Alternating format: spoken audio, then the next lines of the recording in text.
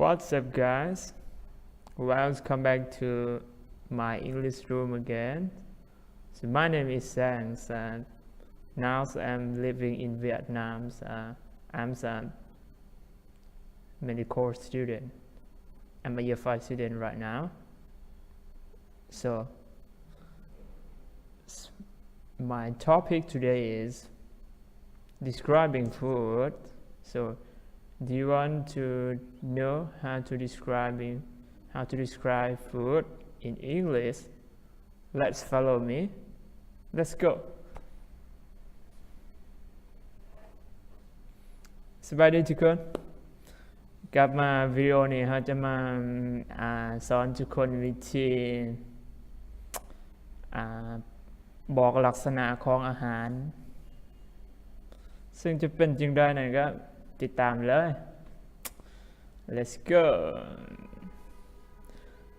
ทำอิฐเราจะบอกถึงประเภทของหมากไม้นะ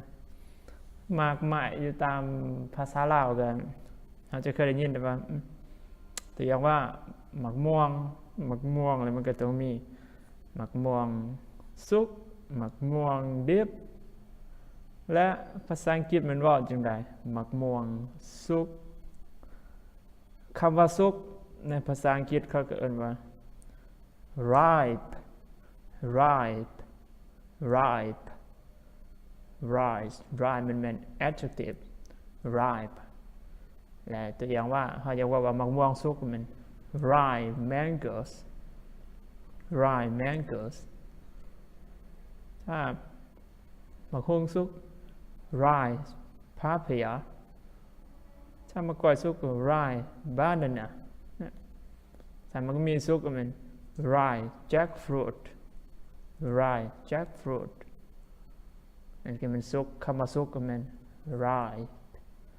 ถ้าเป็นประโยคก็ I really like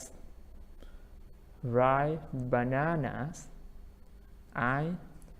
really like ripe banana คอยมักมะกรูดสุกและคำว่า dip ภาษาอังกฤษมันเป็นอะไรคำว่า dip ก็คือ raw ในภาษาอังกฤษแบบอเมริกันเนี่ยเขาจะ raw ภาษาอังกฤษแบบ British English มัน raw มันจะต่างกันสระโอกับสระอเนาะอเมริกัน raw คือ R A W raw British raw R A W แต่ว่าออกเสียง raw สระโอสระอต่างกันนะและ dip ตัวอย่างว่าปลา dip ไก่สบะ raw fish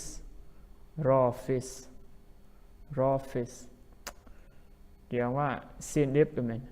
raw meat ยกตัวอย่าง tiger eat raw meat ก็แปลว่าเสือกินsin dip นั่นเองต่อไปเขาจะบอกถึงซีนเนาะอันนี้นะมาถึงซีน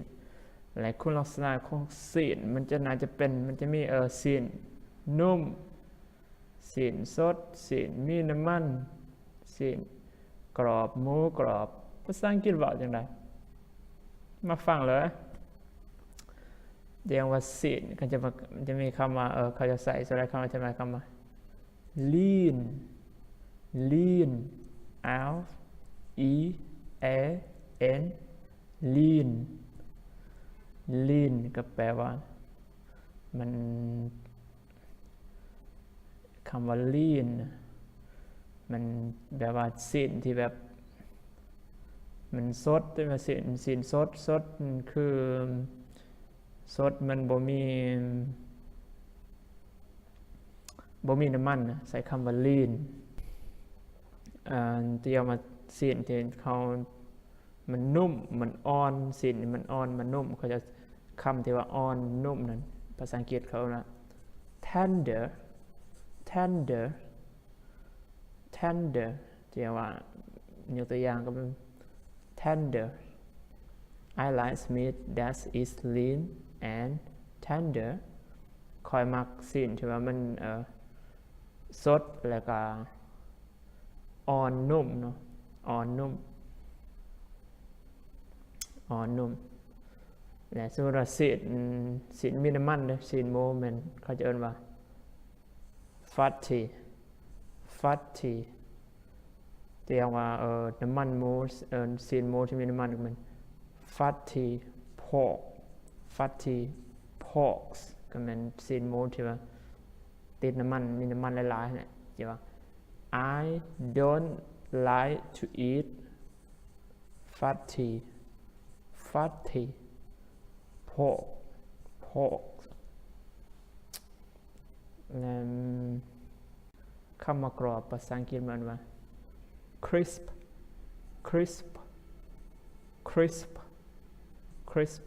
มันก็ว่าเรียกว่าข้าวจี้กรอบก็มัน crisp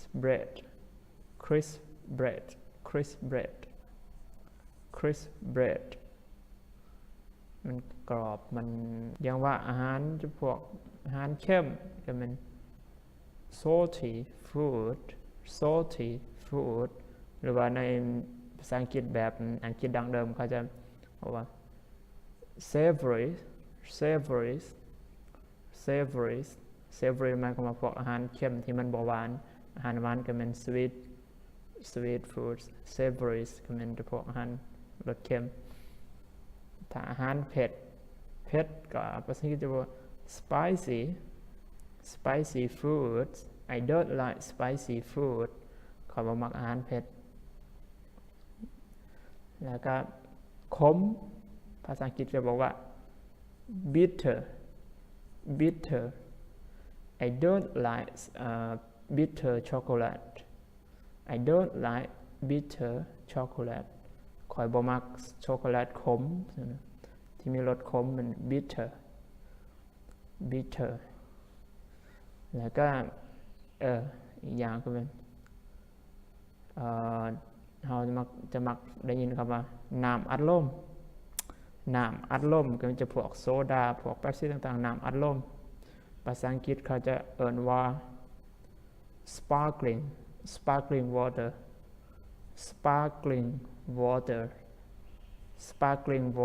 เป็นน้ำอัดลมและน้ำละลายเด้อน้ำเปล่าเด้อภาษาอังกฤษเขาจะเอ่ยว่า still water มันคือว่าน้ำละลายน้ำเปล่าน้ำเขากินธรรมดาและน้ำหัวเสือต่างๆเป็น still water เนี่ยมันคงจะมีอาหารเนี่ยจำพวกผักตัวอย่างว่าสมผักภาษาอังกฤษจะเป็นอะไรสมผักมาว่าผักที่เขาเฮ็ดให้มันสมที่เขาดองนะผักดองผักสมก็จะเรียกว่าสมผักอันนั้นในภาษาอังกฤษเรียกว่า pickle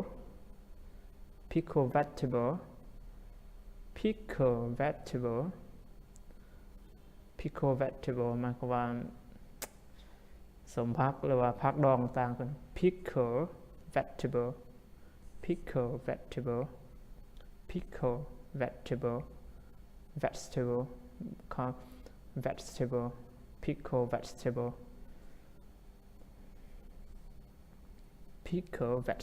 มันก็ว่าสมผัก I don't like pickle vegetable คอยบ่มักกินสมผักนะถ้าว่าอาหารที่ว่าบ่มีรสชาติอาหารบ่มีรสชาติภาษาอังกฤษก็จะเรียกว่า tasteless food this food is tasteless อาหารนี่บ่มีรสชาติ this food is tasteless แล้วรสชาติดีก็เป็น tasty ก็เป็นรสชาติดีแค่นั้นอาหารสำหรับวิดีโอก็แค่นี้นะเดี๋ยวสนใจปัญหาใดอยากคู่เกี่ยวกับอันใดแล้วก็สามารถคอมเมนต์ถามอยู่รุมเนี่ยบอกว่าจะเป็นผู้ที่เบิ่งผ่าน YouTube หรือว่าผ่าน Facebook สามารถคอมเมนต์ได้วิดีโอต่อไปอยากเรียนรู้เกี่ยวกับอันใดเดี๋ยวจะไปสอนให้แล้วก็